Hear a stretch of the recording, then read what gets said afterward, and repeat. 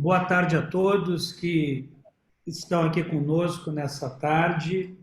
Acho que passado aí os 5 minutos regulamentares que a gente costuma dar aqui, nós vamos dar início ao nosso evento e, à medida que ele for ocorrendo, outras pessoas vão se agregando aqui, né?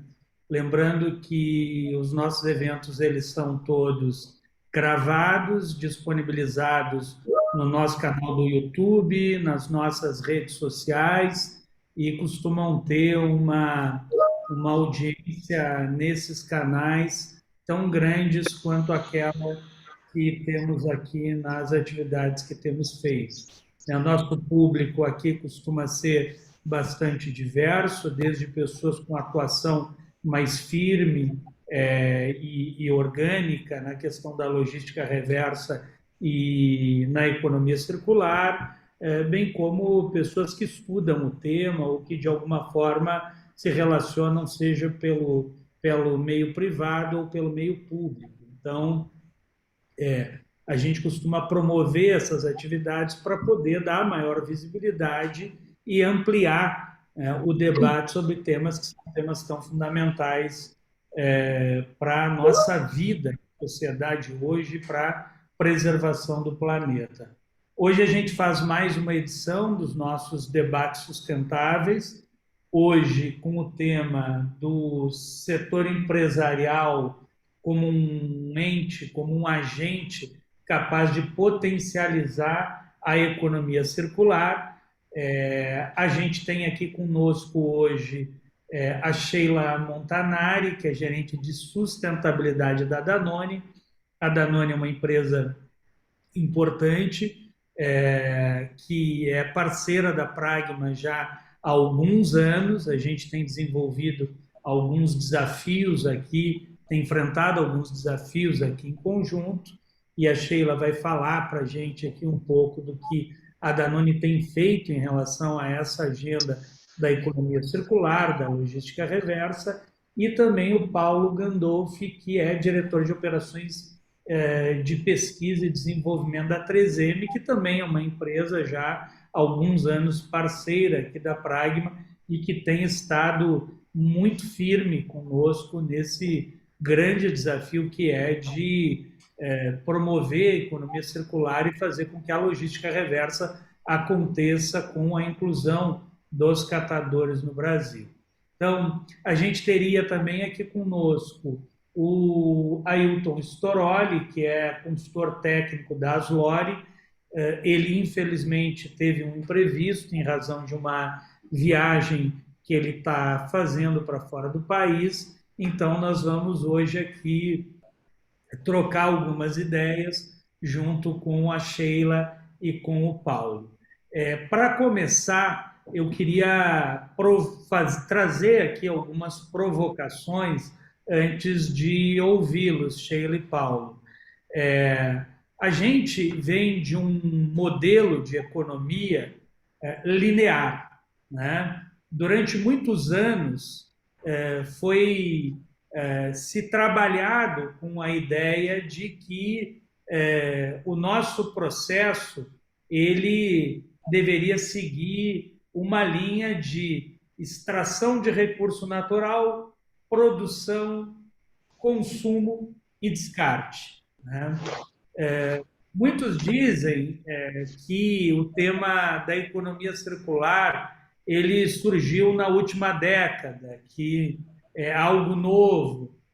Mas quando a gente vai estudar um pouco mais sobre o tema, a gente percebe que pelo menos desde a década de 70 já se falava desse tema em corredores de importantes universidades na Inglaterra, por exemplo. O tema, óbvio, ganhou uma maior visibilidade nos últimos anos, seja por conta de algumas figuras que tinham grande visibilidade terem empunhado a bandeira. Exemplo disso, né, a velejadora Ellen MacArthur, que hoje tem uma fundação que trata muito do tema a nível global, mas também em função da forma como os efeitos das mudanças climáticas têm impactado o cotidiano da vida das pessoas. Quer dizer, Hoje, talvez há 10, 15 anos atrás, quando a gente falava de mudanças climáticas, parecia um tema muito distante para muitos de nós. E hoje os efeitos das mudanças climáticas batem à nossa porta, né? E é claro, como vários estudos que a própria ONU tem feito demonstram, batem principalmente na porta daquelas pessoas que têm uma condição de maior vulnerabilidade. Então, hoje, falar de logística reversa ou falar de economia circular é mais do que falar tão somente do compliance das empresas. Quer dizer, há uma obrigação legal, as empresas precisam garantir a destinação correta dos resíduos que geram, então não há discussão a respeito disso, e muitas empresas têm sido rigorosas no cumprimento da sua obrigação. Acho que 2 exemplos disso estão aqui conosco no evento, que é a 3M e a Danone. Contudo, o que se percebe cada vez mais é que o nosso desafio ele vai para além da questão do compliance. Para além de outros motivos, eu queria destacar aqui, por exemplo, uma medida tomada há poucos meses atrás pelo secretário-geral da ONU, que criou um conselho para auxiliá-lo especificamente em relação à questão dos resíduos e o seu impacto junto à questão, às questões climáticas. Um outro exemplo disso, há poucas semanas atrás, eu participei do Comitê Intergovernamental, coordenado pelo PNUMA, que a ONU vem organizando para debater o desafio relacionado à poluição de plástico no planeta. Então, esses temas e a visibilidade que eles ganharam trouxeram grandes desafios para todos nós. E nessa reunião em Paris, que eu estive acompanhando, a gente percebe que ela vem com 3 componentes aqui importantes. O primeiro deles é a necessidade de uma releitura e de um reposicionamento das empresas, das grandes corporações, em relação à forma de produzir e o que produzir, né? A necessidade de pensar o produto para além só da sua função imediata junto ao consumidor, né? Pensar o produto com a possibilidade da sua reinserção no ciclo produtivo, minimizando o impacto, seja na extração de matéria-prima virgem, ou seja, em relação ao impacto que muitas vezes esse produto ou embalagem gera no seu descarte inadequado. Um outro ponto importante que a gente percebe é uma preocupação destes organismos internacionais também em relação às pessoas envolvidas com a recuperação e a destinação dos resíduos. E lá em Paris, por exemplo, se discutiu muito a informalidade que marca esse setor em diversos países. E um terceiro ponto, efetivamente, é como que nós podemos acelerar medidas efetivas, seja para resolver o primeiro ponto, que é a forma adequada de destinação das embalagens, seja para o segundo, que é a inclusão de pessoas que vivem nesse setor na informalidade, para que isso possa compor a construção de um novo desenho de matriz econômica que seja sustentável e que seja capaz de gerar valor real para a sociedade. Então, trazendo essa introdução, eu queria de imediato aqui te ouvir um pouco, Sheila, de como a Danone tem percebido essas mudanças a nível global e o que a Danone tem feito para colaborar com esse processo de transição necessária que a gente vive hoje. A palavra é sua. Muito obrigado por ter aceitado o nosso convite. Danone é uma grande parceira aqui, a gente tem muito orgulho de estar junto com vocês nessa caminhada e queríamos muito te ouvir. Obrigada a você, Johnny, pelo convite. É um prazer estar aqui. Uma boa tarde também, Paulo. Muito legal estar aqui nessa mesa com você. Um prazer, na verdade, eu não o conhecia ainda. Então, Johnny, muito legal, né, falar até, né, sobre economia circular, que, ao meu ver, é a nova economia, né? Eu acredito que a partir do momento que o ser humano evolui, não anda mais para trás, e isso faz parte da nossa evolução no planeta Terra. Essa economia é o que faz sentido, né?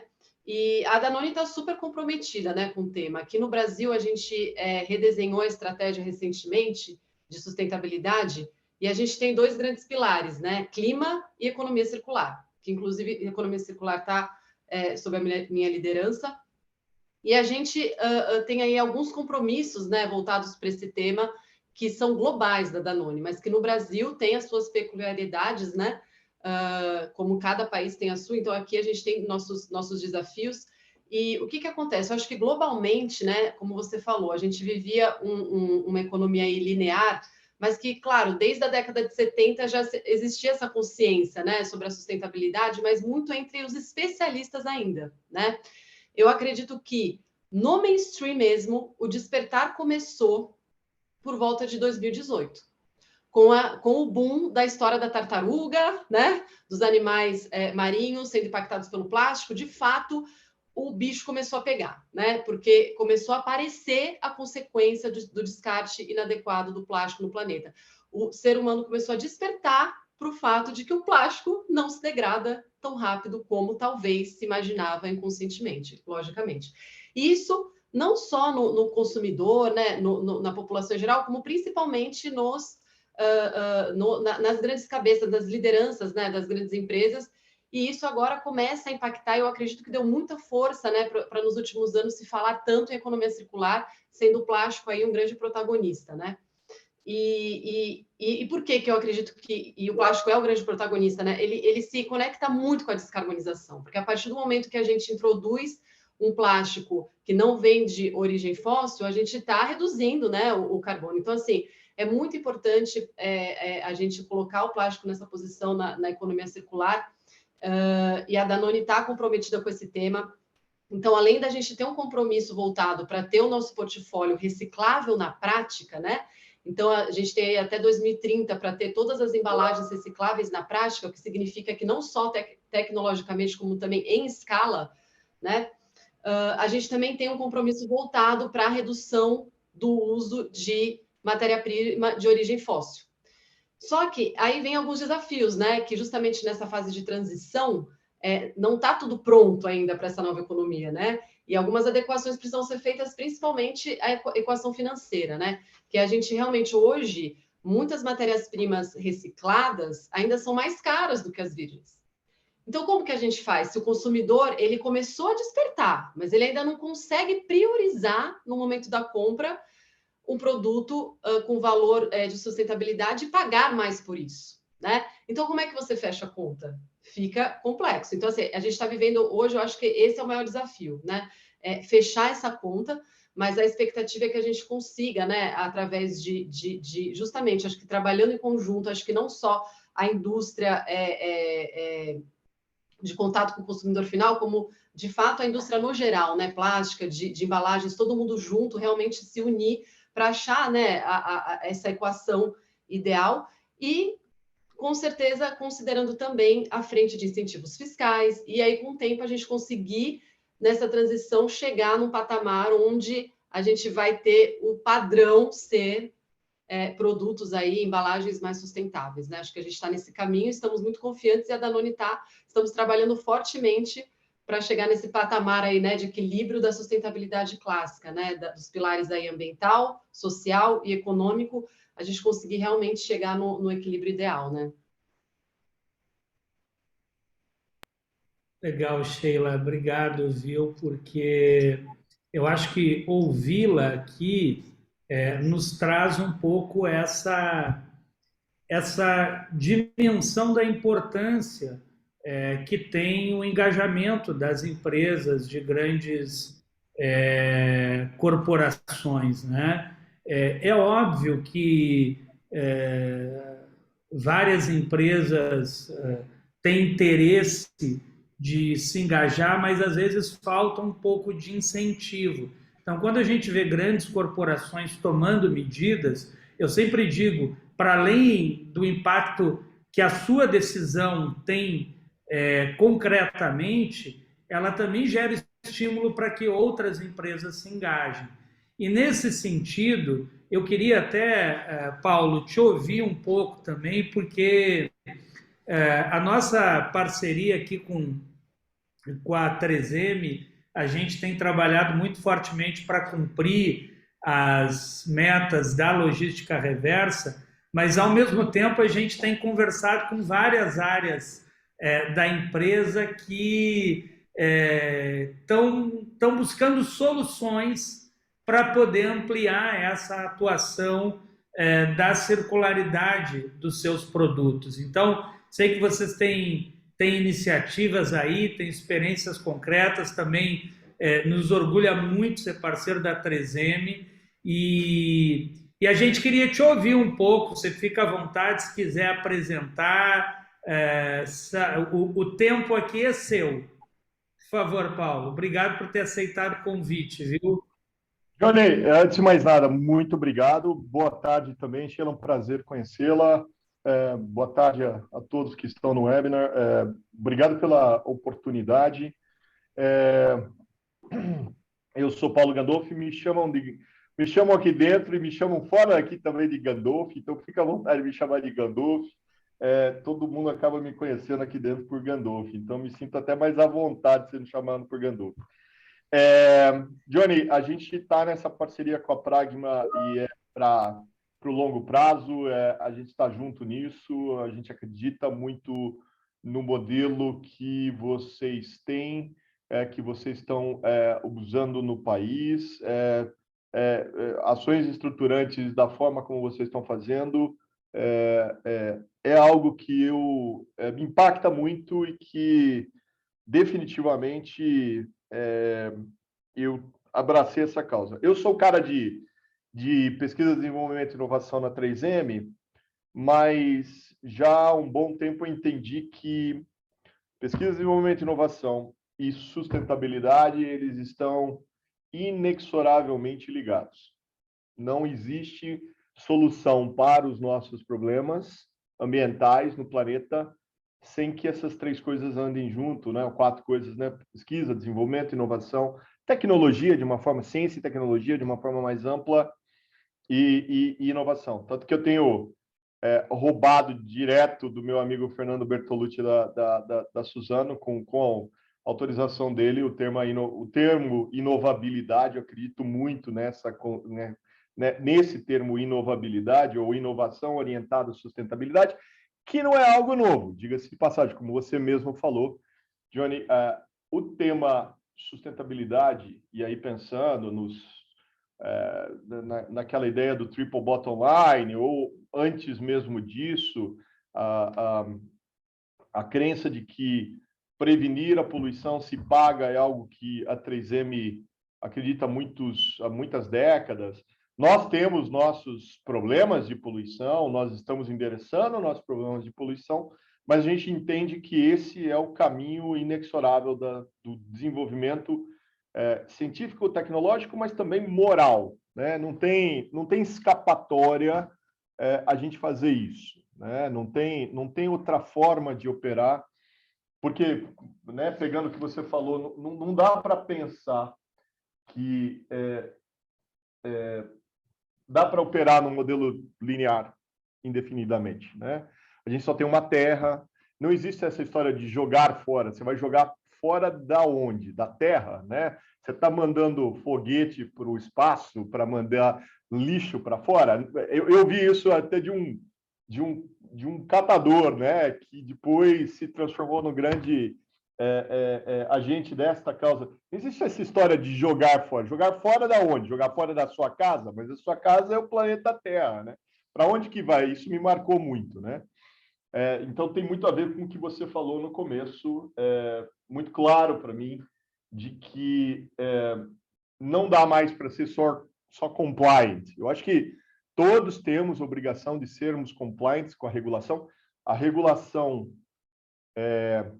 ela é fundamental, ela ajuda, inclusive, nós, executivos, a quebrarmos algumas pedras, viu, Sheila? É bom, a gente vai advogar a favor da regulação, a gente está junto lá do PNRS, está junto lá de aspectos do PNRS, junto com vocês, Johnny e muitos outros, acreditamos nele, queremos ver esse percentual aumentando, porque isso me dá força até para colocar mais recursos dentro dessas ações estruturantes.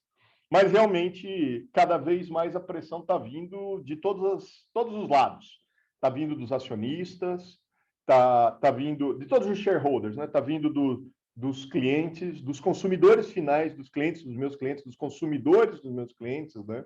Está vindo dos fundos de investimento, está vindo, obviamente, dos governos e suas regulações, né? Estamos vendo passar uma série de regulações aqui no país, no nível estadual, no nível municipal, e se nós nos juntamos a vocês, nos juntamos a Felsberg, lá com o Fabrício, para que a gente pudesse acompanhar muito de perto e estarmos 100% compliance, né? Mas aí eu queria dividir só alguns poucos slides aqui, que contam um pouquinho dessa trajetória mais recente. Eu concordo com vocês, que é algo um pouco mais recente, que a coisa tomou muito corpo, dentro de uma agenda ESG, o E e o S, né, para nós tomou um peso bastante grande. O G sempre esteve lá e, para mim, ele é o fundamento da história, né? Mas o E e o S tomaram um peso muito grande e a gente vem abordando essa questão dentro através desse framework aqui. Vê se vocês conseguem ver minha tela agora. Fala para mim se vocês conseguem ver aí. Estamos vendo sim, Paulo. Está em inglês, peço desculpas, mas dá para entender bem. A gente estruturou em 3 grandes pilares a nossa estratégia global de sustentabilidade: ciência para a circularidade, ciência para o clima e ciência para a comunidade. Então, Johnny, a gente reforça aquilo que você falou também no início, de que é indissociável essa questão sobre circularidade e também responsabilidade social em muitos aspectos, né? E isso alinhado aos objetivos, né, de sustentabilidade da ONU, e aí a gente colocou métricas com relação a cada um desses pilares. Não vou aqui me estender muito nessas métricas, né? Mas a gente vem medindo esse progresso e vem estabelecendo também para cada um desses pilares um detalhamento de como a gente está e o que a gente espera para os próximos anos. Então, quando a gente fala, por exemplo, especificamente em circularidade, a gente está falando muito, para nós, em questão água, a gente está falando muito em redução a criação de resíduos sólidos das nossas fábricas, eliminação dos nossos aterros de fábricas, para que as nossas fábricas não gerem resíduo industrial, e a ideia cada vez maior de que a gente tem que ter traçabilidade, consiga acompanhar muito de perto tudo que acontece com os nossos materiais, desde a fonte de suprimento até a disposição final. E aí, muito esforço no sentido de aumentar a quantidade primeiro, né, antes de mais nada, reduzir a quantidade de material. Então, o uso de plástico de fonte não renovável virgem, principalmente para uso único, e muitas vezes isso o que é vinculado a embalagens, né, dos nossos produtos, um esforço grande de redução disso. Então, a gente está num esforço enorme de tirar plástico das nossas embalagens e tirar plástico também das nossas formulações de produto, o que não é trivial. A 3M é uma empresa que processa materiais, polímeros, né? Então, imagina conseguir fazer numa escala enorme isso. Não é trivial. Mas embalagem é alguma coisa que, poxa, não está do cerne do produto, eu tenho que preservar o produto, conseguir fazer o produto chegar com qualidade ao meu cliente, então tem muito esforço nesse sentido, mas no próprio produto também achar fontes de materiais poliméricos, de fontes renováveis, como também recicláveis, como também reciclados, tudo isso em conjunto, né? Por isso que a gente tem colocado muito esforço em reformulação de produtos também, e reformulação de embalagens. Não é algo trivial, mas que nos demanda muito esforço. E com aquilo que a Sheila colocou, ao mesmo tempo, com toda a pressão dos nossos clientes e concorrentes por preço, né, por entrega de valor. E aí, o grande desafio sempre é quebrar a relação, né, ou quebrar o que muitos falam que é o compromisso, né, entre desempenho econômico e sustentabilidade.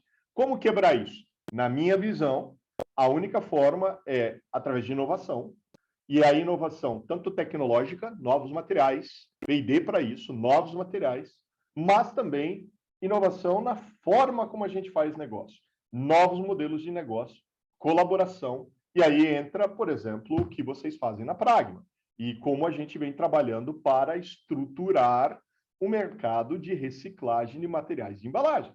É fundamental que exista novos modelos de como a gente fazer isso, né? E como estruturar isso num país de dimensões continentais como o nosso, em múltiplos estados, em milhares de cidades, e que usa de uma mão de obra, muitas vezes, muito explorada, e como que a gente vai conseguir dar qualidade de vida a essas pessoas. Faço um depoimento pessoal aqui. Eu vou parar aqui de compartilhar, que eu acho que, você vê que eu tenho mais uma outra coisinha para mostrar aqui, mas no transcorrer a gente vai falando. Eu vou parar de compartilhar por hora. Mas eu faço um depoimento. Eu tive a primeira experiência na minha vida de visitar uma cooperativa de reciclagem de lixo doméstico, né, de lixo urbano, o ano passado lá em Bertioga. A gente tem um esforço com a Plastic Bank. Aí a gente esteve lá numa das cooperativas que a gente, via Plastic Bank, está ajudando, em Bertioga. Foi transformador da minha vida. Por algumas horas a gente esteve envolvido em todo esse processo, tanto de coleta de lixo em praias, e depois a gente foi operar uma linha de segregação, de separação de lixo, viu, Johnny? Do lado de uma catadora, né? Do lado de um conjunto de pessoas de operadores daquela linha da cooperativa. Aquilo transformou minha vida. Eu voltei para casa, eu fazia a minha segregação de lixo eu já tomava os meus devidos cuidados. Acho que eu quadrupliquei o meu cuidado depois de passar por aquilo. Me marcou. Sabe uma das coisas que mais me marcou dentro de uma cooperativa? De longe, assim, naquela cooperativa em particular, o cheiro, o mau cheiro, a dificuldade, as condições de trabalho dessas pessoas. E eu falei assim, olha, eu nunca mais jogo material reciclado sujo dentro da minha segregação. Nunca mais, nunca mais. E aí eu fico pegando no pé dos meus filhos, da minha esposa, da pessoa que trabalha em casa. Não misturem lixo sujo com lixo para reciclar. Não façam isso, né? Porque eu vivi na pele, eu senti na pele quão difícil é esse trabalho, quão impactante para o ser humano é esse trabalho. Os depoimentos de um rapaz lá que trabalha todos os dias, está lá, é da cooperativa, desde da sua fundação, ele fala assim, sabe uma das coisas que mais me marcam quando meus filhos pedem para eu tirar a roupa antes de tomar banho, antes de entrar em casa. Eu não posso entrar em casa com a roupa do trabalho sem antes tomar banho, né? Então, é isso. A gente tem aí um impacto enorme que a gente pode fazer na vida das pessoas num trabalho como vocês vêm fazendo do Recupera, né, da estrutura que a Pragma, aqueles depoimentos, o vídeo que vocês lançaram durante o último evento, aquilo me marcou profundamente. Aqueles depoimentos me marcam profundamente. E é por isso que a gente está nessa, né? Porque a gente acredita que precisa fazer diferente. Como você falou logo no começo, não dá mais para continuar fazendo da mesma forma. Não dá mais para ser linearidade. Tem que ser circularidade. E as pessoas que são impactadas aí são pessoas, são seres humanos como nós, e que têm suas aspirações e que a gente precisa estar lá ajudando eles a serem mais produtivos, a conseguirem nos ajudar. Estou ajudando eles a nos ajudar, né? Até meio que mesquinho, meio que egoísta, né? Mas estamos lá querendo ajudá-los, né? Vamos parar por aqui, eu acho que essa é minha colocação inicial, é isso que eu acredito, Johnny, e por isso que eu fiz questão de estar aqui também para passar essa mensagem. Olha, Gandolf, eu vou te falar uma coisa, viu? De verdade, assim, cara, arrepia que ouvir uma fala dessas de alguém que tem um papel tão estratégico numa companhia da dimensão da 3M. Eu acho que eu já te contei, eu trabalhei durante 2 anos dentro do lixão de Gramacho, eu e a Fabiana, que é sócia fundadora aqui da Pragma também. E era muito difícil, porque eu tinha sido já diretor do Ministério do Trabalho, né? E tem uma cena, Sheila, que aconteceu comigo, que eu achei muito interessante, porque eu estava num momento de ressignificar muita coisa na minha vida. E quando você é diretor aqui no Ministério, enfim, você tem uma estrutura, você anda dentro e fora do país, você vai, enfim. Então eu saí daqui e estava ressignificando coisas na vida e veio um pedido, porque a gente estava à véspera da Rio+20, precisava fechar o lixão de Gramacho, era o maior da América Latina, despejando resíduo, chorume na Baía de Guanabara, e aí alguém, enfim, até aqui da Secretaria-Geral da Presidência, disse, cara, tem um cara que eu acho que pode ajudar, é você topa? Pô, veja, você estava aqui numa posição, enfim, você topa ir lá? Eu disse, gente, é tudo que eu estou precisando nesse momento da minha vida. E eu fui para lá, Gandolf, e aí um dia eu organizei uma agenda dos catadores aqui em Brasília e encontrei uma pessoa com quem eu tinha trabalhado, e a pessoa muito emocionada agarrou minha mão e disse, olha, eu soube o que aconteceu com você, eu não sei como eu posso fazer para te ajudar. E eu disse, bom, vai ver, eu fiz algum exame, mandaram para a pessoa e não estou sabendo ainda. Ele disse assim, não, porque você está dentro de um lixão agora, veja. Eu disse, não, mas veja, eu estou lá porque foi uma escolha que nós fizemos, enfim. E por que eu estou contando isso? Porque para muitas pessoas era como se o desafio que a gente assumiu tivesse nos rebaixado em relação àquilo que era o que a gente fazia, que era tentar construir soluções que pudessem trazer valor para a sociedade, né? E muito antes, pelo contrário, aquilo me orgulhava, porque talvez eu tenha aprendido, talvez não, com certeza eu aprendi nos 2 anos que eu fiquei dentro daquele lixão, com os catadores, mais do que eu tinha aprendido minha vida inteira antes, e muito provavelmente mais do que eu vou aprender daqui para frente, porque foi um exercício muito concreto de entender o mecanismo, a engrenagem daquele negócio. E aí, te ouvindo falar, Gandolf, eu entendo completamente o que você está dizendo. E por isso a gente sempre convida aqui todas as empresas que trabalham conosco aqui na Pragma, no programa Recupera ou em outras iniciativas que a gente tem, para que possam, em loco, conhecer o que a gente está fazendo.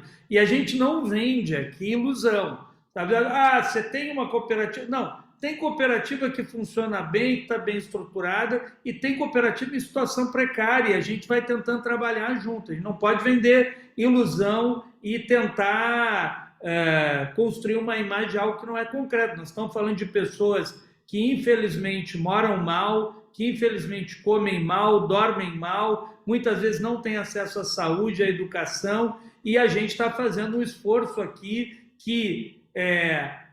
em razão do compliance, eu diria aqui, Paulo, Gandolf, que nós estamos fazendo para além do compliance, porque tem muita coisa que a gente faz hoje que são medidas que se esperava do Estado brasileiro.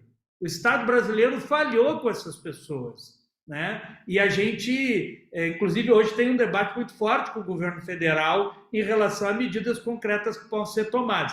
Mas eu queria pegar um gancho nisso, e a gente teve uma experiência aqui muito interessante com a Danone, e aí queria fazer essa provocação, Sheila, até para você poder, de repente, trazer esse depoimento aqui para estimular outras empresas que estão nos assistindo e outras que venham assistir depois, dessa experiência de ir para dentro de uma cooperativa, conversar com os catadores sobre o material e tentar entender como conectar essa realidade deles com as decisões da empresa, que foi um pouco aquilo que a gente fez com vocês em São Paulo. Então, queria ver se você consegue comentar um pouco dessa experiência aqui conosco.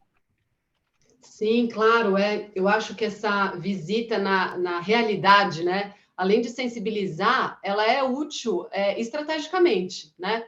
Porque é onde a gente consegue nortear as decisões para o que é real, porque de fato vai ser transformador na prática, né? E aí essa visita que a gente fez foi muito bacana, porque o time da cooperativa nos recebeu já com as embalagens que a Danone tem no portfólio, e a gente foi num time super multidisciplinar, né? Então, time de pesquisa e desenvolvimento, time de qualidade, time de legal.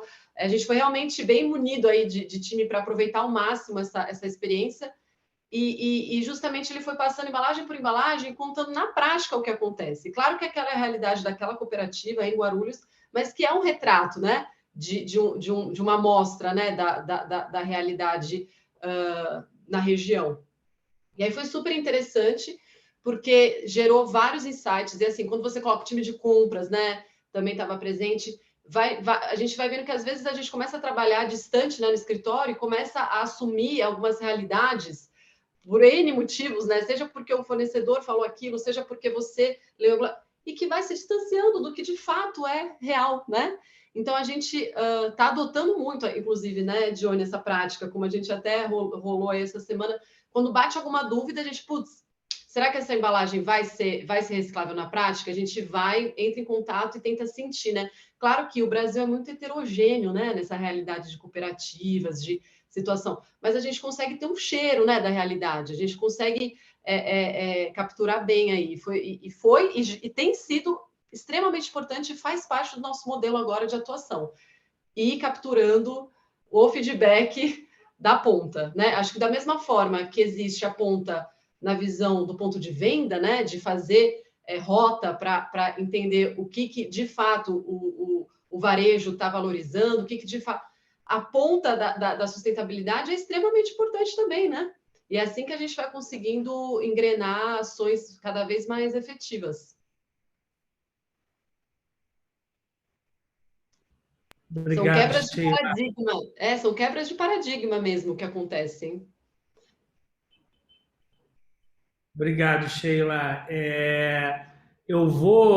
Queria pegar um outro gancho aí, Gandolf, e que você trouxe aqui. Bom, primeiro só dizer o seguinte, acho que vale a pena até dar esse feedback, Sheila, a gente não conversou, mas assim, o quanto é importante para a cooperativa, né, para os catadores, quando a gente tem essa disponibilidade de pessoas que são tomadores de decisão nas empresas, disporem do seu tempo para ouvirem. Veja, eu sei que lá na visita da Danone, a cooperativa que nós fomos em São Paulo, a gente teve a oportunidade de trocas gerais, mas a gente discutiu muito concretamente gargalos que existem para a destinação de determinadas embalagens. Então, eu não quero aqui diminuir de forma alguma, mas às vezes a gente contrata grandes estudos e a nossa capacidade de apreender os desafios concretos, às vezes ela está mais próxima do que a gente imagina. Então, essa nossa experiência realmente foi muito interessante e fantástica. E aí, Gandolf, eu estava vendo aqui a sua apresentação e você trouxe aqui alguns pontos bem importantes relacionados à eliminação de aterros, à rastreabilidade, à redução, à reformulação de produtos e embalagens. E tem um tema, embora deva ser mais da área aí de Helgov, mas que eu queria aproveitar a oportunidade para trocar com vocês, que é um tema que tem nos tomado bastante tempo aqui, que é o seguinte: nós temos um problema muito sério no Brasil em relação ao mercado da reciclagem. Por quê? Aqui no Brasil, você não paga para enterrar o resíduo, mas você paga para reciclar. Então, assim, veja, se eu pegar as embalagens que vão sair da minha casa, tem o serviço de coleta, isso é normal, vai ser pago. Mas para pegar o material ali e enterrar, eu não pago imposto. Agora, se eu pegar o material e levar para a cooperativa separar, para vender para a indústria, aí ela vai pagar imposto. Então, veja, a gente está num momento aqui de discussão da necessidade de mudança da matriz tributária brasileira, né? Claro, a reforma tributária que vem sendo desenhada, ela não vai fazer grandes mudanças estruturais, ela está mais focada na simplificação, mas é um desafio grande que a gente tem. Então, eu queria te ouvir como que você acha que grandes corporações como a Danone e a 3M podem contribuir conosco nesse debate para que a gente tenha uma condição tributária mais adequada para estimular a reciclagem no Brasil? A bitributação é um problemaço, a gente colocou isso como um ponto dentro da nossa área de relações governamentais. Johnny, definitivamente é um tema que não tem ainda a atenção necessária que a gente precisa colocar, né, via as diferentes associações, né, seja a BIPEC, seja qualquer outra associação, a Biplast, ou quem quer que esteja dentro desta cadeia de reciclagem, é realmente um imperativo, é uma excrescência. Você pagar imposto para reciclar e não pagar para enterrar, isso é um incentivo, um desincentivo, né, à circularidade, sem sombra de dúvida. E eu acho que a discussão sempre vai bater nas questões de responsabilidade fiscal, né, de gastos do governo, seja ele estadual, federal, municipal, onde quer que os impostos incidam, né, e que possam ajudar. Mas eu acho que qualquer tipo de desoneração tributária nesse momento tem sido bastante debatido, né, Johnny? Mas esse é um tema que eu faço um compromisso aqui de a gente trazer isso em definitivo para a nossa área de Helgov, colocar como um tópico fundamental dentro da discussão. A minha presidente, Adriana Nascimento, ela estará amanhã no Senado numa discussão dentro de uma das comissões do Senado, falando sobre inovação, e eu já vi o material que ela vai apresentar, tem uma vinculação forte à sustentabilidade também, e eu acho que a gente deve começar a bater nessa tecla, né, e não só a 3M, eu acho que todas as empresas, de novo, né, a gente só vai conseguir resolver essas questões de circularidade trabalhando em conjunto. Não existe uma solução para a circularidade sem cooperação, sem ajuda mútua aí dentro das cadeias, seja dos fabricantes de resinas, seja dos utilizadores das resinas na forma de embalagem ou de produtos propriamente dito, seja na forma de governo com incentivos às coisas certas. Então, sem sombra de dúvida que esse é um tema que a gente deve endereçar. Não tenho dúvida sobre isso. Isso é mais algo mais que a gente deve trabalhar. Mas isso é uma das coisas que são um entrave, né? Quando eu vejo o trabalho que vocês vêm fazendo de estruturação da cadeia de reciclagem, o que eu posso te assegurar é que o que foi transformador para mim nesse processo, né, seria também para muitas outras pessoas. Então, dar visibilidade, como vocês vêm fazendo, seja através da produção do vídeo, do último que vocês lançaram, né, no evento que tivemos mês passado, que vocês conduziram, mas seja levando, abrindo a porta das cooperativas, mostrando a importância das cooperativas para o país, mostrando a importância da estruturação dessas cooperativas, melhor será, mais fácil será. Então, um outro compromisso que eu posso ter com você, Johnny, é de tentar arrastar para dentro dessas cooperativas e em visitas estruturadas mais gente. Como foi impactante para mim, mais tomadores de decisão aqui dentro precisam ver a mesma coisa. Precisam entender por que nós estamos trabalhando com a Pragma, por que estamos trabalhando com cooperativas, e não só eu que sou cara de P&D, que naturalmente já sou interessado nisso, né?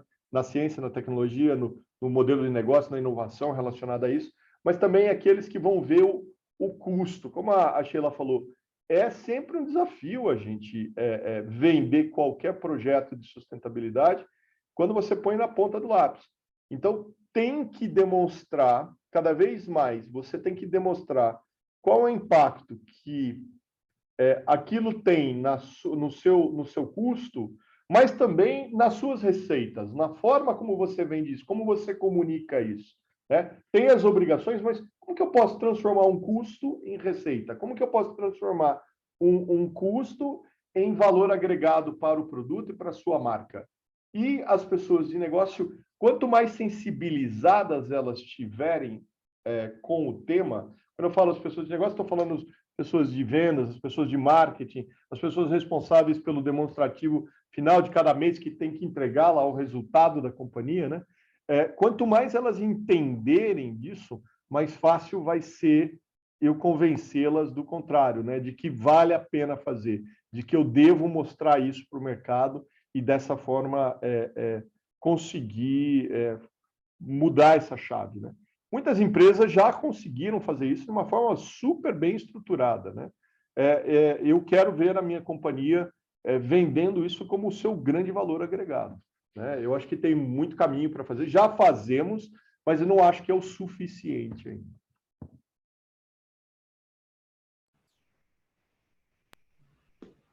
Então, Gandolfo, eu queria pegar um gancho também no que você falou agora e trazer um ponto para te ouvir e ouvir a Sheila também, que é o seguinte, ó.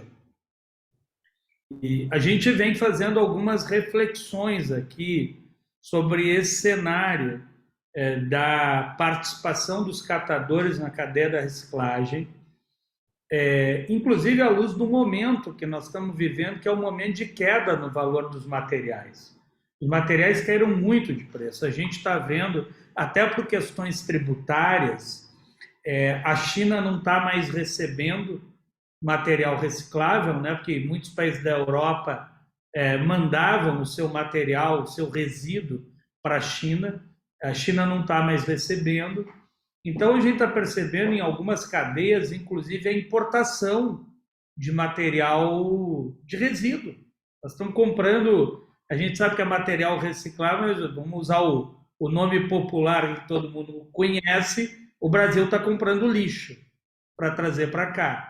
Num país onde a gente gera mais de 81 milhões de toneladas por ano, onde quase 30 milhões são enterradas, ou vão para lixão, ou para aterro que não é regular, e onde eu tenho um potencial de 27 milhões de recicláveis, e os índices ainda, embora hajam muitas controvérsias, são índices grandes, olhando para o mundo, mas ainda aquém daquilo que o Brasil pode fazer.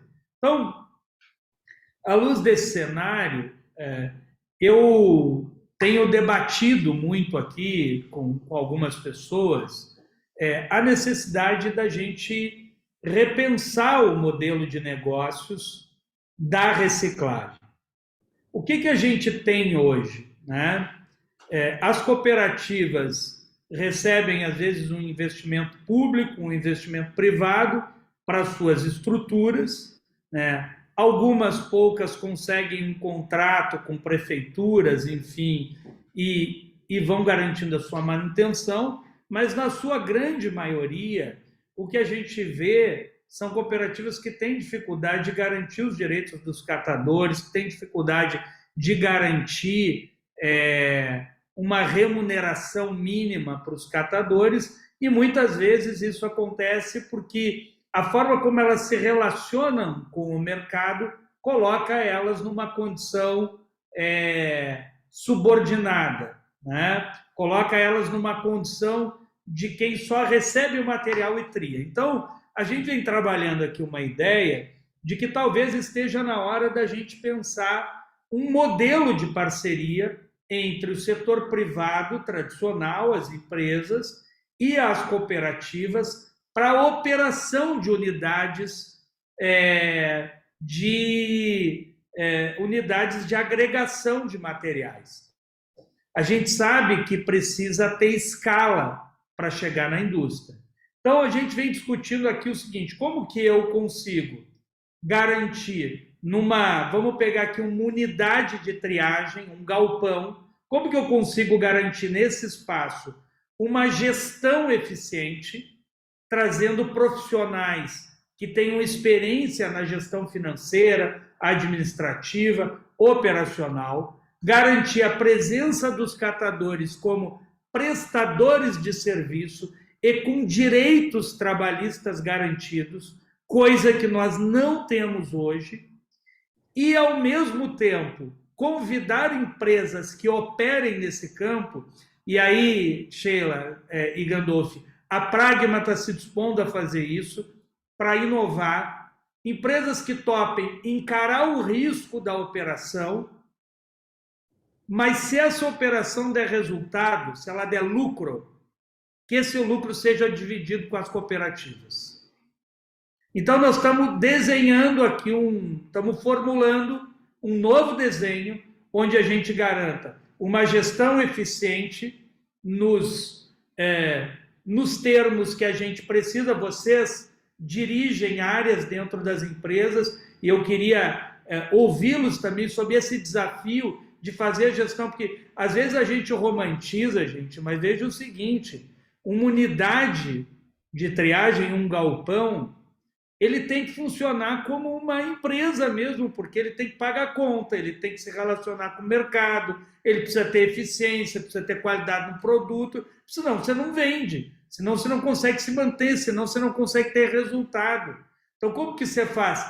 Isso garante que os trabalhadores que trabalhem naquela unidade tenham direitos a férias, 13º. A mulher, Sheila, hoje, ela se vai ter filho, ela para de trabalhar na hora que vai ter o filho e volta no dia seguinte, porque não tem licença, porque não tem garantia. Quer dizer, nós precisamos sair desse romantismo de achar que é tudo muito bonito e ser um pouco mais objetivo. Nós precisamos de negócios que deem certo e que o resultado econômico gerado na cadeia seja também distribuído para as cooperativas de catadores. Então, estou trazendo aqui para vocês um tema que é um tema mais de fundo. Nós estamos iniciando esse debate agora, mas eu queria ouvir de vocês, como quem dirige áreas importantes nas empresas, como que vocês enxergam primeiro, esse desafio de gestão de negócio dentro das organizações e como vocês enxergam essa possibilidade de um novo modelo de negócio onde empresas reúnam-se com cooperativas, empresas que operam na área, que garantam direitos, mas também distribuam resultados no final da operação. Se você quiser começar agora para inverter, Gandolf, fica à vontade. O que você está falando, Dione, da minha percepção, e eu tenho pouco conhecimento ainda sobre esse modelo de cooperativas, né? Mas claramente falta profissionalização, Johnny. Falta boa gestão. Existe aí, por questões de sobrevivência mesmo e por necessidade, né? Pura sobrevivência e puro espírito empreendedor, cooperativas são formadas. Normalmente, o que eu tenho observado, sempre tem um grande líder da cooperativa, né, que põe ela de pé e começa a fazer o negócio rodar. Mas aí elas entram definitivamente, e muitas delas ficam, né, no modo de sobrevivência eterno, né, correndo atrás do rabo, né, com pouca infraestrutura, com baixo nível de qualidade de gestão, não conseguem produtividade e escala significativa para conseguir romper a informalidade do trabalho, né? As pessoas que estão lá abrem mão de todos os seus benefícios, de todos os seus direitos trabalhistas para conseguir manter aquilo funcionando, né?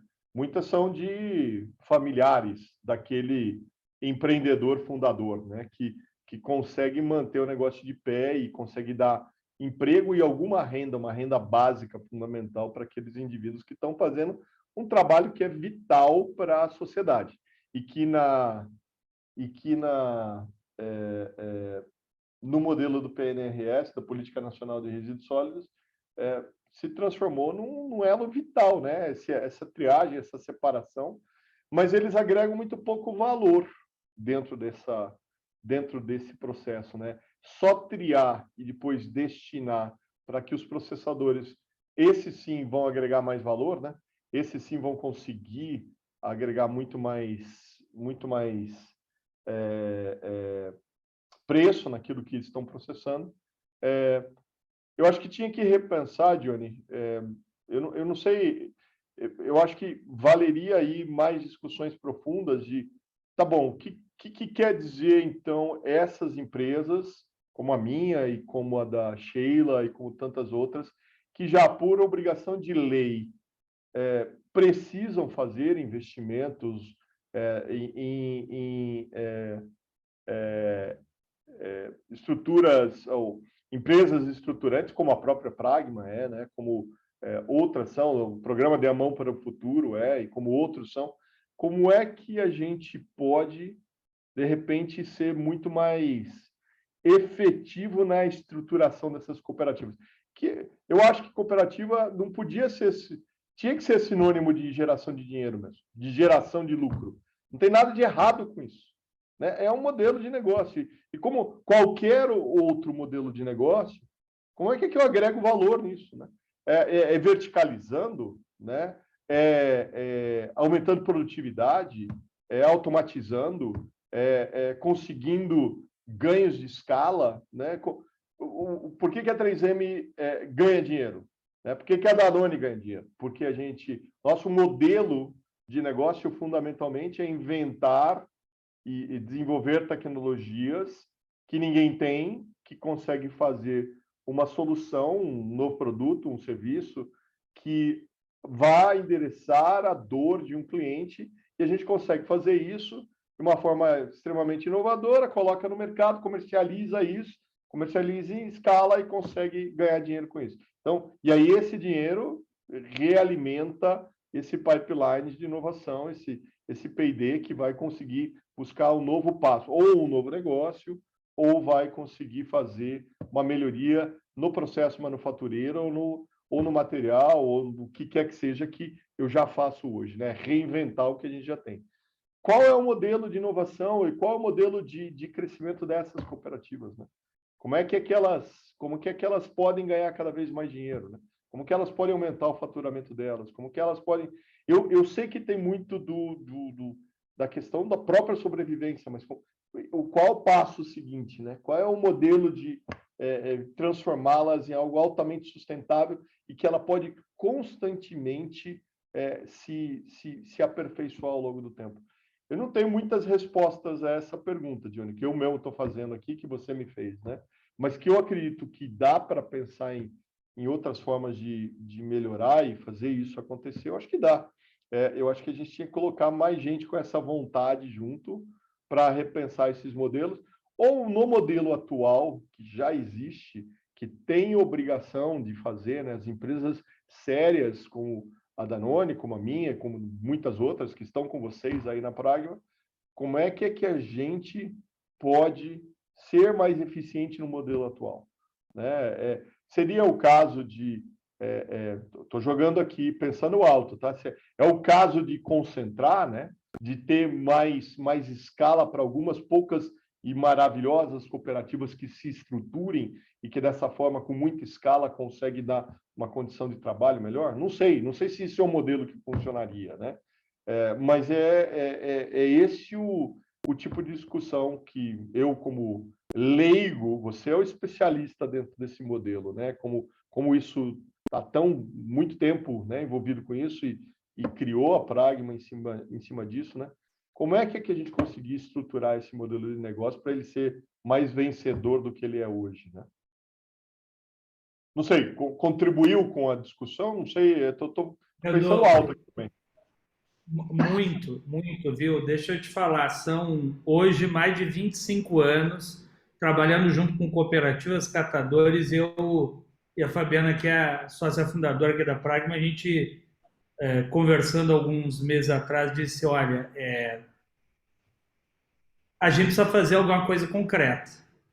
Porque a gente está, esse tempo todo, e investimento público, e investimento privado, e às vezes uma coisa que você falou lá no início, Gandolfo, aí tem um grande líder na cooperativa. Aí ele sai, volta tudo para o início. Uhum. Como se retrocedesse. Quer dizer,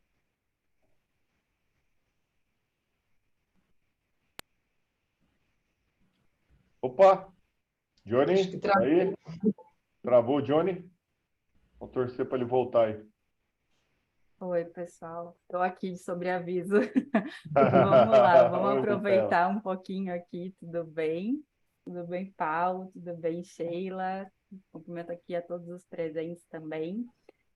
Aproveitar aqui um pouquinho para a gente atender aqui as nossas perguntas e respostas. A gente teve Claro. uma pergunta aqui, Paulo, sobre o incentivo do bioplástico, se seria uma opção, né? Acho que ouvi um pouquinho a Sheila sobre essa questão, se é algo viável, se seria uma possibilidade né, de implementação. Fiquem à vontade.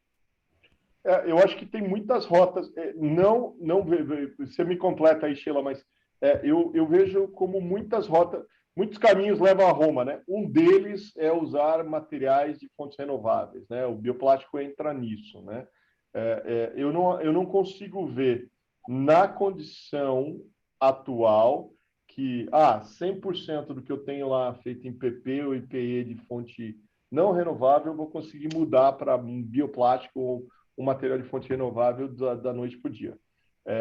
Eu acho que tem questões financeiras, tem questões técnicas, puramente técnicas, né, que a gente não consegue superar imediatamente fazendo essa mudança, né?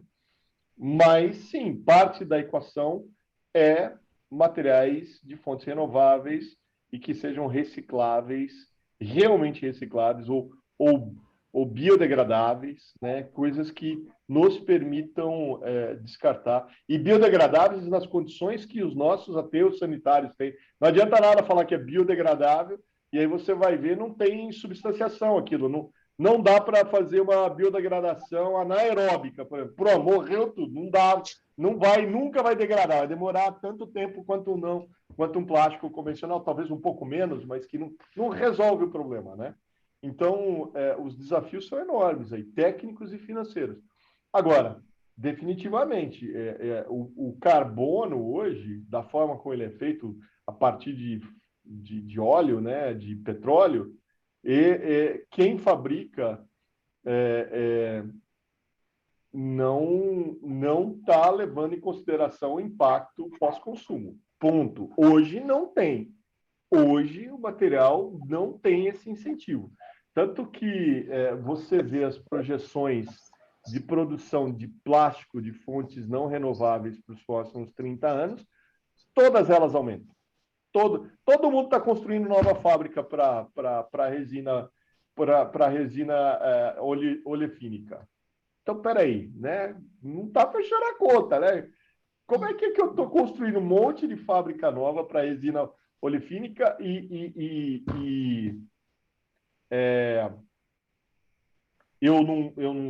eu estou falando de reciclagem, né? E aí eu ponho na conta todo mundo aí. Não é só 3M, não é só a Danone, não é só quem são os grandes fabricantes de resinas no mundo, né? Ou no Brasil. É uma equação difícil de fechar hoje com as tecnologias que a gente tem. Eu me estiquei demais na resposta. Não, bioplástico é a resposta? É uma opção? Sim, é uma opção. Só que ela não é a opção. Não existe uma bala de prata para isso, né? Sabe o que eu acho? Que, até fazendo um link com o tema, com o ponto do Dione anterior, né? E o seu ponto também, né, Gandolf, de modelo atual mais eficiente, né? Eu acho que, no fim do dia, a gente tem uma questão no Brasil onde o básico não está sendo feito, né? A gente tem... Eu não tenho o dado, tá? Mas eu acredito que talvez a maioria das pessoas não separem os resíduos recicláveis.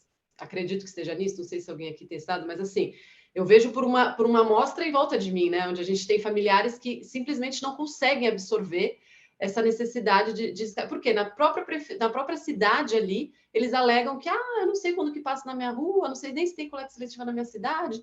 Então, acho que tem questões muito básicas ainda no Brasil que precisam ser resolvidas para a gente dar base para avançar em modelos de negócio, em todos os outros pontos, né? Então, assim, como é que a gente vai conseguir calcular um novo modelo de negócio, uma economia circular eficiente, se a maioria dos materiais ainda estão indo para aterro, né?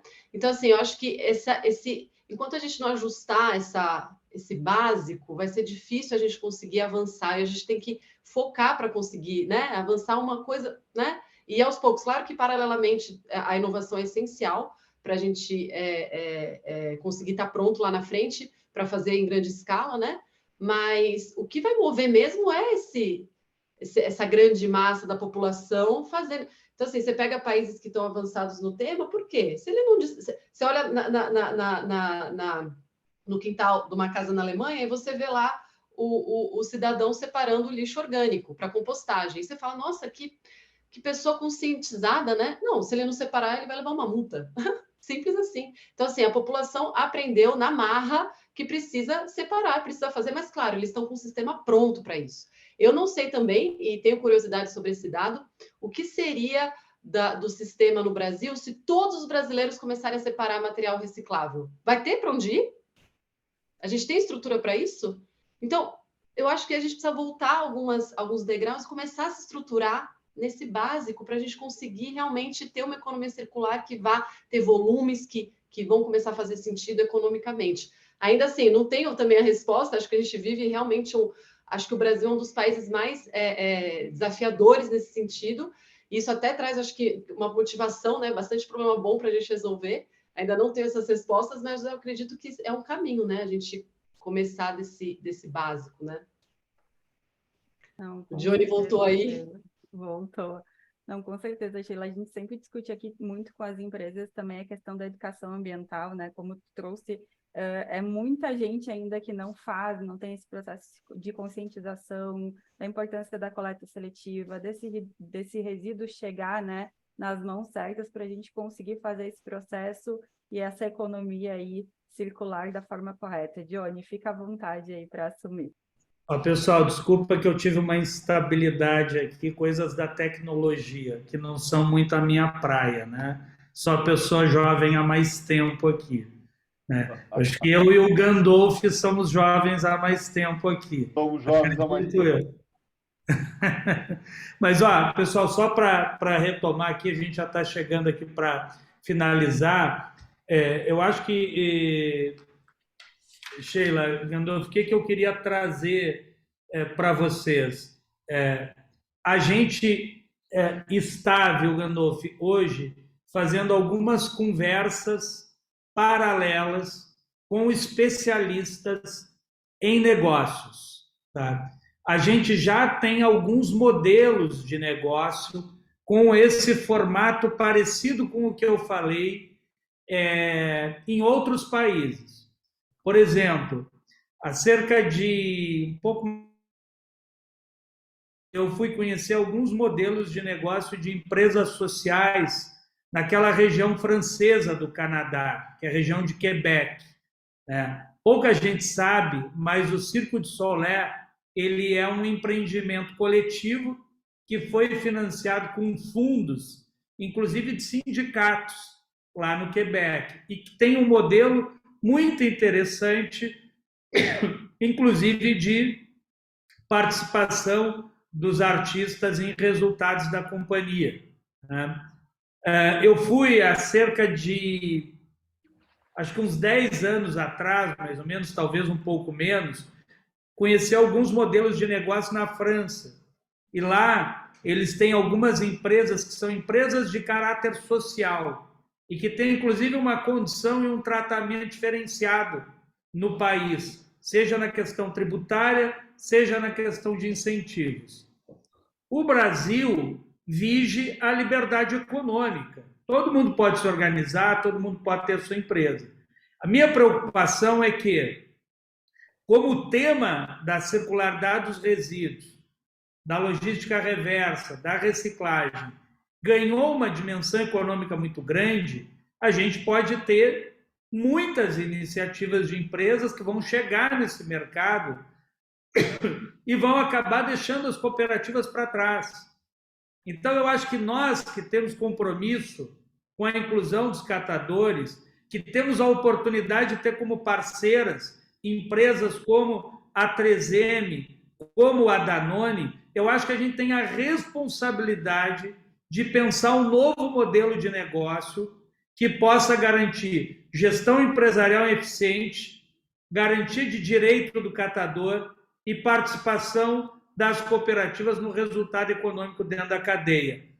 Precisaremos, com certeza, até foi citado aqui, fazer um parênteses, alguns modelos também que a gente já estudou da Itália, que tem alguns modelos assim, a gente tem modelos cooperativos mais empresariais também na Espanha. Tem uma grande estrutura cooperativa lá que chama Mondragon, que hoje, inclusive, é uma multinacional, com negócio em vários países.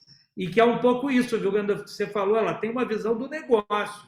O negócio tem que rodar. Então, nós chegaremos no momento em que nós os chamaremos para conversar sobre esse novo modelo e para ser parceiro, até porque eu acho que hoje eu vejo muito essa briga quando a gente fala de logística reversa, não, tem as entidades gestoras, não, tem que pagar direto às cooperativas. Tem um conjunto de questões de exigências legais que não é um sistema simples. Eu preciso ter auditoria, eu preciso ter controle, rastreabilidade, relatório para 27 estados diferentes. Não é um sistema assim que qualquer um abre uma entidade gestora na esquina e sai fazendo a logística reversa. Tem questões aqui importantes, inclusive relacionadas ao compliance das empresas. Então, a gente precisa de um novo modelo, não vai ser de um dia para o outro. A gente já está fazendo algumas conversas nesse sentido e, obviamente, para a gente dar mais segurança, nos deixa mais confortável poder ter empresas como a 3M e a Danone juntas para pensar esse modelo que eu acho que é o compromisso de vocês, ele se traduz concretamente quando, por exemplo, vocês nos permitem fazer com que o programa Recupera aconteça em todo o Brasil, quando você se dispõe a ir dentro de uma cooperativa e ouvir os catadores. Acho que são, quando vocês repensam, inclusive, medidas internas na empresa que tem a ver com produtos, com embalagens. Então, acho que isso traduz compromisso concreto e a gente vai chegar nisso. Então, acho que a Micaela já passou algumas questões aqui com vocês. Eu queria ver se a gente vai dando uma finalizada aqui no nosso webinar, e aí queria trazer um ponto assim, que é um ponto do momento e que eu queria ouvi-los. Nessa reunião que eu estive em Paris sobre a questão do Pacto do Plástico, ela teve a primeira reunião que foi em Montevidéu, a gente teve agora em Paris, a próxima é em Nairobi. Então, a gente está vendo um avanço progressivo nessa discussão. E aí, na última reunião, a gente teve uma busca de modulação. Veja, tem um discurso muito forte de algumas organizações sobre a questão do banimento do plástico, né? Eu sou muito franco aqui, né? Eu sou da opinião de que a gente precisa tomar medidas para que o plástico, para mitigar o impacto que o plástico tem hoje no meio ambiente, inclusive pensando em questões relacionadas à redução, à não geração. Mas a gente precisa ter responsabilidade.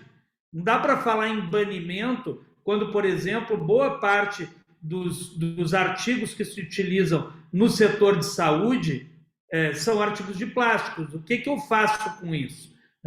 Mas teve um avanço importante, que foi uma discussão a respeito da tentativa do banimento dos microplásticos que não são essenciais aos produtos. Então, eu queria ouvir de vocês os dois, e aí, começando por você, Sheila, como que a Danone está vendo todo esse debate em relação à questão dos plásticos, da redução, da não geração, e até algumas discussões de banimento que eu aqui trouxe de forma muito transparente o meu posicionamento.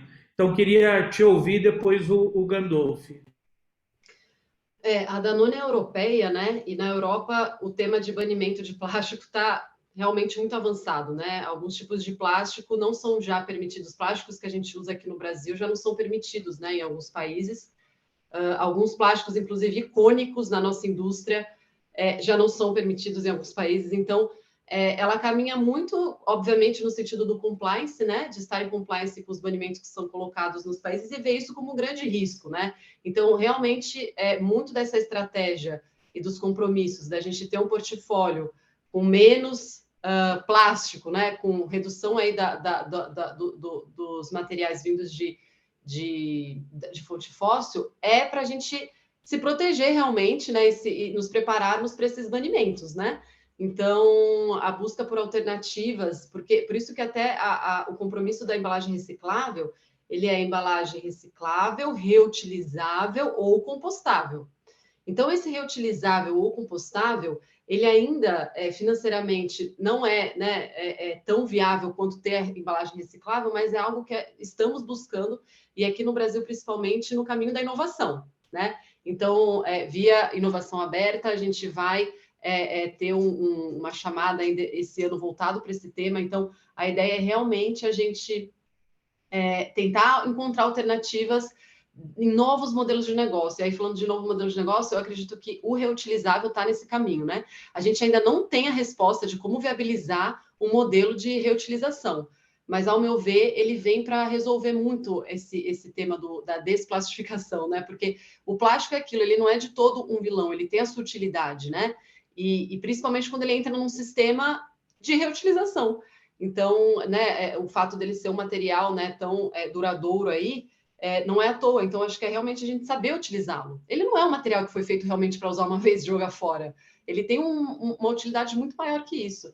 Então, nós estamos, com certeza, super engajados aí no tema e estamos abertos a participar e a ouvir, fazer parcerias voltadas para essas soluções, viu? Obrigado, Sheila. Gandolfi, o que você nos diz aí? Vou falar primeiro com o chapéu de um engenheiro de materiais com formação também em polímeros, né? Em plástico, lá como indivíduo, e depois falar também como um 3Mista, né? E como um executivo dentro da indústria, né? Os plásticos que ganham uma progressão enorme no pós-guerra, né?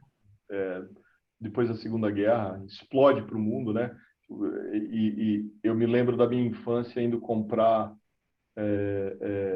alimentos com a minha mãe no supermercado, Eu sou da época ainda, como você, Johnny, que a gente comprava em granel, né? E trazia para casa em saquinho de papel, né? Não existia arroz em saco plástico de 5 quilos. Você ia lá, pegava com aquela caneca, aqueles bins, né? Aqueles cestos que você catava com caneca. Imagina a higiene disso tudo também, né? Tem lado de tudo aí, né? Mas a embalagem plástica explode a partir da década de 50 nos Estados Unidos e no resto do mundo, e no mundo em desenvolvimento a partir da década de 70, 80, né? Eu estou olhando aqui, ó, eu tenho um remédio aqui que eu tomei agora. Embalagem plástica, certo? Como é que eu vou vender isso aqui sem plástico, né?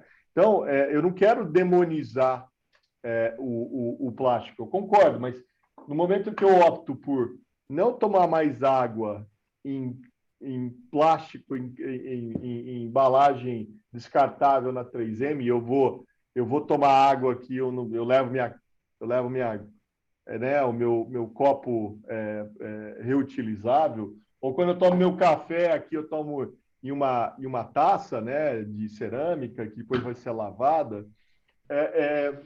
São opções de consumo, e eu acho que tem coisas que as empresas e que os indivíduos vão ter que mudar hábitos de consumo de uma forma muito forte. Por outro lado, eu acho que sim, quando a gente fala de embalagens de uso único, plástico, que eu possa substituir por papel que é mais sustentável, ou por outras versões de plástico que sejam mais sustentáveis, ou eu vou banir determinados tipos de plástico porque são não recicláveis, né? E eu vou ter que reinvestir em toda uma fábrica para reembalar produtos, ou embalar produtos agora, que eu não uso mais plástico, eu uso papel, ou uso uma quantidade infinitamente menor de plástico, né? De polímero, seja PP, seja PE, seja PVC. PVC tem que ser banido, né? E aí eu vou achando soluções. Eu acredito nisso, Johnny. Fazer um banimento puro e simples, aí também tomando risco aqui, falando abertamente e olhando do ponto de vista da 3M, é muito complicado. Eu acho que tem que botar um preço em cima disso, sem sombra de dúvida. Estava falando disso enquanto você estava fora. É muito fácil hoje os grandes fabricantes de óleo e de poliolefínicos olhar para esse valor e para esse ir lá extrair do fundo do mar, extrair do fundo de reservas finitas de petróleo e não existia um preço disso, um preço dessa disposição. E aí inviabiliza muito de outras opções, porque o preço não está carregado naquele material, né? Para polemizar um pouco mais, né? A gente está fazendo todo esse esforço para eletrificar, autoeletrificar, e está usando lá bateria com materiais, com minerais que são altamente questionáveis, as fontes daqueles minerais, né? Seja do Congo, seja do Chile, seja da Bolívia, seja da onde for para fazer as baterias, né? Então, eu acho que a gente tem que entender essas coisas, e começar a precificar isso, botar um preço em cima disso. A grande dificuldade é que você tem que combinar com os russos e com os chineses também, né? Porque se a Europa só faz, mas os chineses não fazem, mas os russos não fazem, os americanos não fazem, os brasileiros não fazem, e aí, né? Como conseguir fazer essa virada, né? Sair de um mundo que só pensa em economia linear e que as pessoas vão acabar, ou as empresas vão acabar indo buscar uma fonte mais barata da matéria-prima no final, porque aquela empresa não tem a responsabilidade que deveria ter. Aí entra também governança, entra compliance, né? Por isso que quando eu falo do ESG, na minha concepção do ESG, o G é o mais forte de todos, né? Quando é que as empresas vão começar a perder negócios para fazer as coisas certas? Não é fácil, é uma virada de chave muito difícil. Falo abertamente por estar no mundo corporativo, por entender de finanças corporativas, como você também entende muito bem, Johnny. Como fazer essa mudança para um capitalismo mais responsável? Eu estou nessa, eu acredito nisso. Mas eu acredito muito também em livre concorrência, eu acredito, ao mesmo tempo, eu não acredito em livre concorrência sem regulação, não acredito. Eu, particularmente, Paulo Gandolfo, pessoa física, não acredito em não regulação, não sou um libertário, né? Se não houver uma força empurrando as pessoas para fazer o que precisa ser feito, vai ser muito difícil. Mas a gente tem que nivelar também o campo, né? Não adianta eu não combinar com os russos, com os chineses e o negócio continuar do outro lado do mundo e as empresas, não, agora eu estou bonitinho aqui, viu? Eu estou fabricando, está tudo muito limpinho, mas eu estou comprando matéria-prima que está poluindo o outro lado do planeta. Não vai adiantar nada, porque, de novo, né, não se joga fora do planeta, né? Todos os resíduos, sejam gasosos, sólidos ou líquidos, eles vão ficar aqui dentro, né? Não tem jeito, não tem escapatória. Não tem uma resposta bonita, mas é assim que eu vejo o mundo, né? Eu acho que tem muito por fazer nesse sentido, Johnny. Randolfo, eu acho que foi ótimo. Veja, eu tenho dito aqui, viu, Sheila, o seguinte, eu acho que o tema da governança e da transparência são temas centrais para tudo isso que nós estamos debatendo aqui. Por exemplo, não adianta eu comemorar que determinados materiais eu recupero 90%, 100%. Porque quando eu vou olhar como esse material chegou para ser recuperado, eu vou perceber que ele veio da mão de quem está no trabalho informal. E qual é a responsabilidade dessa cadeia com essa gente que está puxando carrinho na rua e fazendo com que o material chegue nesses altos índices? Estamos falando de lata de alumínio, né? Por exemplo, né, Johnny? Por exemplo. Por exemplo, então, como que eu trato essas questões? Então, por isso que quando a gente falava de modelo de negócio, nós precisamos, num conceito stricto sensu, vamos dizer assim, nós estamos falando, a cadeia da reciclagem é uma cadeia suja, porque ela é uma cadeia que tem condições de trabalho que não são as mais adequadas, nós precisamos enfrentar isso de frente, né? E por isso eu acho que nós precisamos de transparência e governança. Transparência e governança. E quando falo de governança, eu queria trazer um ponto aqui importante. Eu vou aproveitar para divulgar. Amanhã, a partir de 9 horas da manhã, na Esplanada dos Ministérios, no auditório do Ministério do Meio Ambiente, nós vamos lançar a AGIR. A AGIR é uma aliança pela gestão, recuperação e reciclagem de embalagens e pela circularidade de resíduos, que nós aqui, pelo Instituto Pragma, estamos liderando junto com outros colegas da Abiplast, da Abeaço, da Abitec, com catadores, com representantes de federações de consórcios de prefeituras, com a ISVA, que é uma grande organização internacional, com representantes de usuários de embalagem. São hoje 37 entidades de representação nacional que se reuniram, Gandolfo, para pensar juntas como enfrentar a questão da circularidade dos resíduos e da reciclagem e recuperação de embalagens. Amanhã nós vamos lançar essa aliança aqui em Brasília, no auditório do Ministério do Meio Ambiente, porque eu tenho dito o seguinte, vamos lá, todos nós temos os nossos projetos, são legítimos, precisam acontecer, mas existem pontos de confluência que a gente perde a oportunidade de explorar, e com isso a gente perde potência, e com isso a gente deixa de otimizar recursos. Vou dar um exemplo aqui para não me alongar. Todo mundo tem uma campanha de educação para chamar de sua. Mas será que não dá para a gente juntar todo mundo e fazer uma grande campanha e mobilizar meios de comunicação, e mobilizar governo e tentar atingir mais pessoas? Eu estava vendo uma pesquisa outro dia, mais de 60% dos brasileiros não sabem nem como se comportar para poder participar de uma coleta seletiva se tiver no seu município. A grande maioria das pessoas não sabem que base... O pessoal diz assim, quando você fala, eu estou falando minha experiência aqui, fala com gente de família, vizinho, ah, não, mas esse negócio de separar para reciclagem é muito difícil, papel, vidro, não sei o quê. Eu digo, gente, é só separar seco de um lado, o que é orgânico do outro e o que é rejeito em outro. Ponto, não precisa fazer mais do que isso.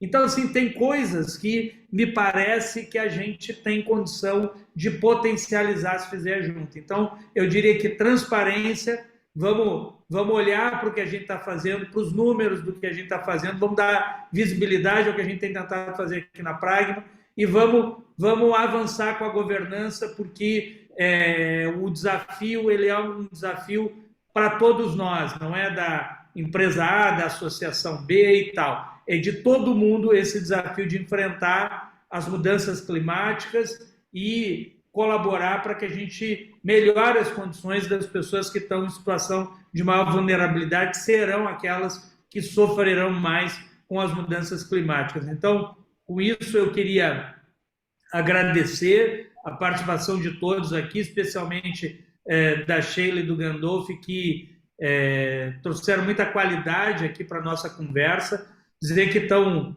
registrados aqui compromissos mútuos nossos, a gente vai avançar com um novo desenho de negócio, né? Faz parte do projeto de vida aqui da Pragma, mudar essa realidade dos catadores, não mudar para eles, mas mudar com eles, né? E a gente tem certeza que nós vamos conseguir fazer isso, porque a gente tem parceiros aqui como a Danone e a 3M, e aí eu queria, para a gente finalizar aqui, dizer para vocês que quem quiser pode nos encontrar nas redes sociais, pode visitar o nosso chat, o nosso site, a Cris botou aí no chat para quem quiser buscar, e queria ter uma palavra final aí da Sheila e do Gandolf. Acho que agora a gente inverte, começamos com a Sheila, né, lá no início, agora vamos começar com o Gandolf aqui e a Sheila fecha.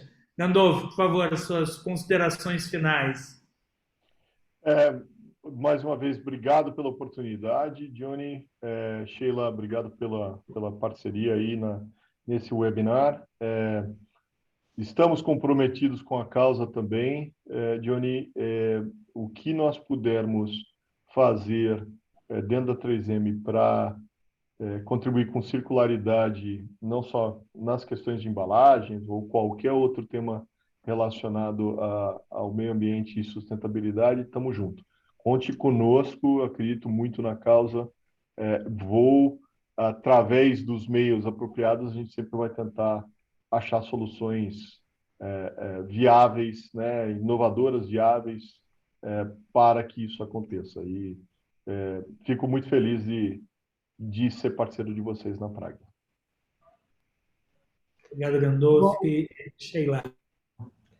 Muito obrigada aí também pela oportunidade dessa discussão super rica, né? Johnny, Gandolf, foi ótimo estar aqui com vocês.